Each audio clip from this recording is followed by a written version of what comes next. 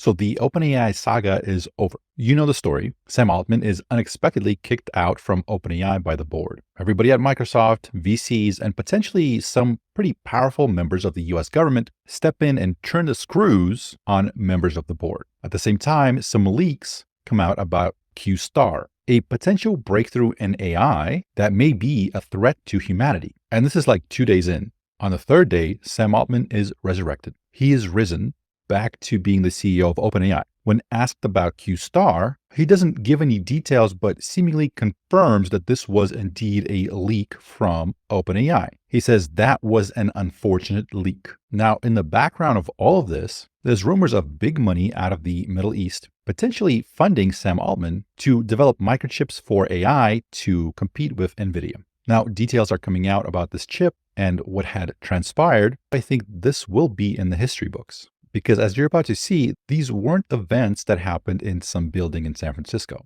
This involved global forces. And as you'll see in a second, it seems like this deal was axed by the US government. So really fast, let's back up just a little bit. About 4 months ago, we did a video on this channel talking about how an Australian research team was trying to figure out how to create microchips that were as smart, as fast, and as energy efficient as the human brain. So what they did was they meshed computer chips with parts of a human brain. They added human neurons on top of a microchip. So this is kind of a representation of that. So these are living brain cells. It's a combination of human neurons and rat neurons that slowly over time learn to play Pong. So as you can see here in this game visualizer, it's learning to block the ball and kind of paddle it back. The way they do that is they give positive and negative reinforcement to those brain cells. You can think of it like playing classical music if it does something right, or hitting it with static if it does something wrong. Now, of course, someone out there decides to replicate this experiment and see if they can teach it to play Doom. Now, the reason that that's important is because we have this idea that the human brains are better, faster, they use less energy than computers do. So we're using GPUs from NVIDIA, for example, to teach AI and to run inference, meaning have it answer questions, etc. And the neural nets, the thing that powers this AI, that powers ChatGPT and the various AI art models, a lot of the things out of DeepMind, they're called neural nets. And they're very similar to the neural net in our brain. Our brains are neural nets, but they're kind of this abstraction of our brain that exists in the digital world, in the computer. It's basically a digital brain inside a computer. But inside a computer, it's kind of an abstraction because at the end, we build computer chips to be just processing units. It comes down to ones and zeros. So here's an interview with Gordon Wilson, CEO of Rain NeurotMorphics. So when they're talking about neuromorphic chips, they're talking about, let's call them computer chips that are less like a computer and more like the human brain. They're not digital, they're more analog.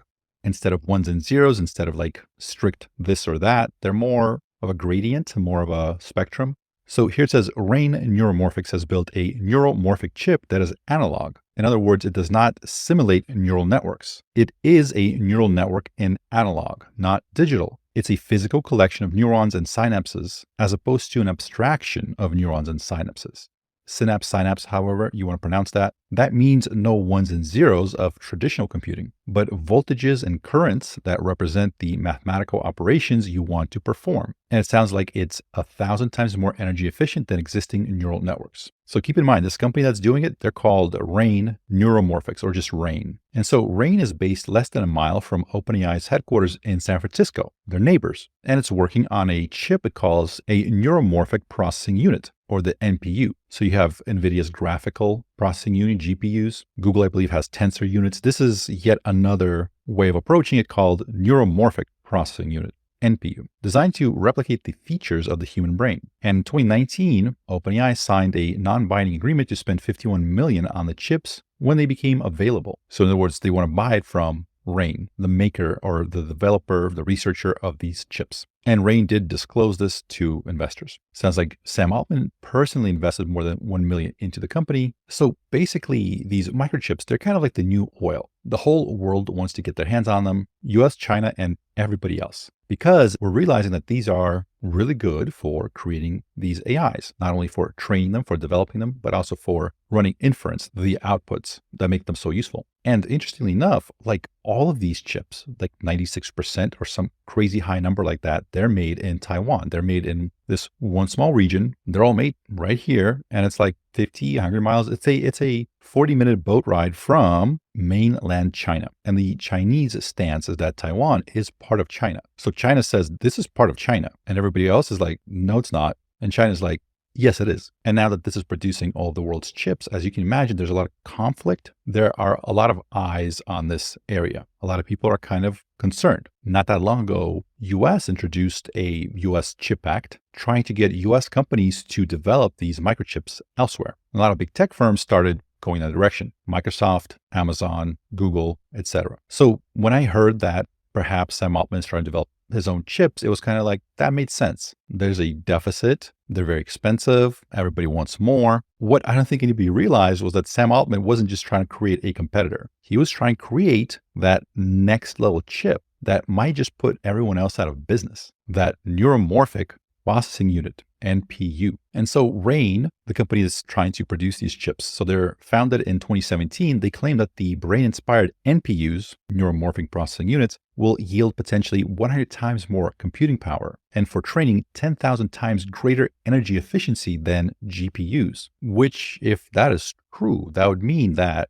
if I'm doing my math right, GPT-4, which people were estimating probably cost something like 60 million to train using NVIDIA's chips, and more recently probably would cost more like 20 million with the GPUs that are coming out. Well, this would mean that you're able to train GPT-4 for $2,000, which it's kind of hard to even imagine. Like, what does that mean, right? The world's most advanced AI, the cost, a year ago, 60 million to train. And I believe months of training right now is going to be days or weeks to train and cost $2,000 to train. Now, again, keep in mind that this, these guys are trying to get funding, right? They're trying to get people to fund them. So that's their claims. That's what they're saying could be, which again, it sounds like they don't have these chips made yet. They have an idea. They have their claims. They're trying to raise money. So this could be complete nonsense. But if true, it would completely change kind of this global tech landscape. And so RAIN at one point has claimed to investors that it had held advanced talks to sell systems to Google, Oracle, Meta, Microsoft, and Amazon. Microsoft declined to comment and everybody else did not respond. So we covered this a few days ago. So according to Matthew Pines on Twitter, and by the way, so this new article that just came out that we're looking at from Wired, this kind of confirms a lot of what he's been talking about. He has been covering this for most of November. I think a lot of these posts are from November 17th, November 19th, but a lot of these new details that are coming out, they seem to suggest that a lot of the stuff that he was posting is in fact correct. Or at least we have more and more confirmation and sources and clues that a lot of this is in fact correct. And so Altman has been looking to raise tens of billions of dollars from Middle East sovereign wealth funds. So for example, the United Arab Emirates, there's a lot of money in that area of the world. A lot of it was made from oil, from energy, and they're looking to diversify away from that. They're looking for the brand new technologies in which they can invest their money. So they're looking at electric cars, they're looking at batteries, they're looking at microchips, they're looking at AI. They're looking for that next big wave, right? As the sort of the energy economy based off oil. I mean, they're seeing a need to divest away from that and diversify into these new waves of technology. So it seems like Sam Altman was going around the world, meeting with a lot of people out of China and out of the UAE. And so there seems to be this large fund called the Mubadala that's out of the UAE, the United Arab Emirates, that has a lot of money from the Middle East, as well as certain e-commerce giants like JD.com. And in his world tour, Sam Altman was meeting with a lot of people in the UAE, as well as giving talks in China. That might have been a remote lecture that he did. And so Altman was looking to raise tens of billions from Middle Eastern Sovereign Wealth Fund, as well as Masayoshi Son from SoftBank, to make AI-oriented hardware in partnership with former Apple designer Johnny Ive. So this is from The Verge in September 28th. Details emerge of Johnny, I apologize, I don't know how to pronounce that name, Ive. Johnny Ive and OpenAI's plan to build the iPhone of artificial intelligence. The project aims to create a more natural way to interact with AI, fueled by over $1 billion in funding from SoftBank CEO Masayoshi Son. By the way, those brain chips, the RAIN's NPUs, they're based in an open source architecture that's endorsed by Google and Qualcomm and other tech companies. And they're aimed at what the tech industry calls edge devices. So these are phones, drones, cars, and robots. So these would be incredibly effective at having AI in these small standalone technology devices. So in your phone, in your Roomba, in your car, and a drone that's flying around. Now, you may have heard that there is a powerful large language model out of the Middle East. And so here's a quote about that. So Abu Dhabi has launched a new version of its Falcon model. So it's that AI that's the Arabic language large language model. And it's claimed to be more powerful, more than twice as powerful as Meta's Llama 2. And so G42, so remember that name, G42, a company controlled by the UAE's National Security Advisor, Sheikh Tahnoun bin Zayed Al Nahyan, which has cooperated with China on vaccines and laboratory testing. So that's the company behind Falcon. It says here the US officials are expanding effort to lure the Gulf states away from China. So they're trying to keep these players in the Middle East and China kind of separated. But a lot of these groups that we're talking about here, they're kind of merged together. So they have ties to United Arab Emirates, they have ties to China, etc. And so this G42, the name is drawn from The Hitchhiker's Guide to the Galaxy, which is an excellent book. And you're going to hear a lot of references to it because part of that story was that they developed this supercomputer, right? And it was supposed to answer the biggest life question, the answer to life, the universe, and everything, right? And so that model goes to work, and it takes many, many years. And so on the day that it's supposed to give the answer to the question, right? So there's this huge celebration, everybody's gathered outside, and sort of the researchers go in to talk to this supercomputer, and they're like, all right, great model, tell us, what is the answer to life, the universe, and everything? I'm describing this from memory from reading this book many, many years ago, so I apologize if I get some of the facts incorrect. But the point is, so the model says, well, the answer is 42. And so the researchers are like, what do you mean 42? It's like, well, that's the answer to life, the universe, and everything. The answer is 42. So the researchers are getting kind of nervous, right? Because like the whole world is gathered outside waiting for the answer. Everybody's been awaiting this with this religious fervor. And so they're kind of going, I think we're about to get lynched, right? Because we can't go out there and say, well, the answer is 42. Like that's not what everybody was looking forward to. But anyways, they kind of prod the computer further and says, well, maybe you need to know what the question is. Like, here's the answer, but what is the question? And they go, okay, fine, tell us, what is the question? It says, well, in order to answer the question, I will have to create a far greater supercomputer that would take even longer to figure this stuff out. And that will be able to give you the question, which I think the reason you're hearing more and more about this book from 1979 is that it seems to kind of maybe a little bit predicted some of the stuff that's happening in AI right now. It does seem like to answer the biggest life questions, we will have to let AI design the next generation of AI to answer those questions. And I think that's why, they've said that's why they're naming this company as G42.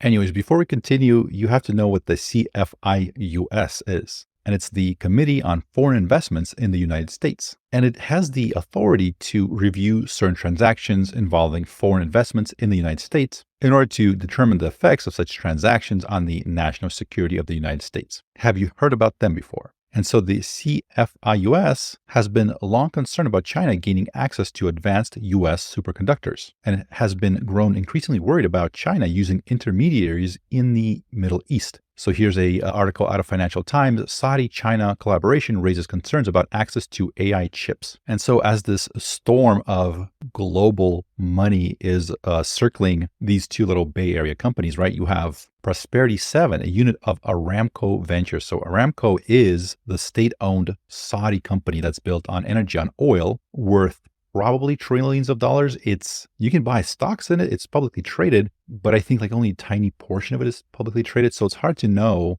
how big it is exactly, but it's probably massive. Trillions of dollars. You also have various Chinese companies that are potentially involved in this. So Rain received a small seed investment from the venture unit of Chinese search engine Baidu, apparently without problems, but the larger Saudi investment attracted significant concerns. A spokesperson for the CFIUS, they review hundreds of deals, but they never comment on anything. And so they come in and they require a full divestment from Rain. So they came in and they said, we need all this foreign money out. And 3 attorneys who regularly work on sensitive deals say they could not recall any previous Saudi Arabian deals fully blocked by this US organization. Divestment itself has been quite rare over the past 20 years and has largely been a remedy reserved for Chinese investors. So I found an interview with Gordon Wilson, the I guess, ex-CEO of Rain, NeurotMorphics. I believe he stepped down very recently and had someone else take over because he thought that would be better for the company as a whole. But here he's talking about how they're trying to build basically artificial brains with a neuromorphic chip. I do encourage people to check out the full interview on this YouTube channel, John Coetzee. He's got the full interview, so it looks like it's 26 minutes long, but it is interesting to see how closely the US government seems to be monitoring a lot of these AI developments. They're very cautious about where these microchips are going, who's getting their hands on them. They're preventing companies like NVIDIA from exporting the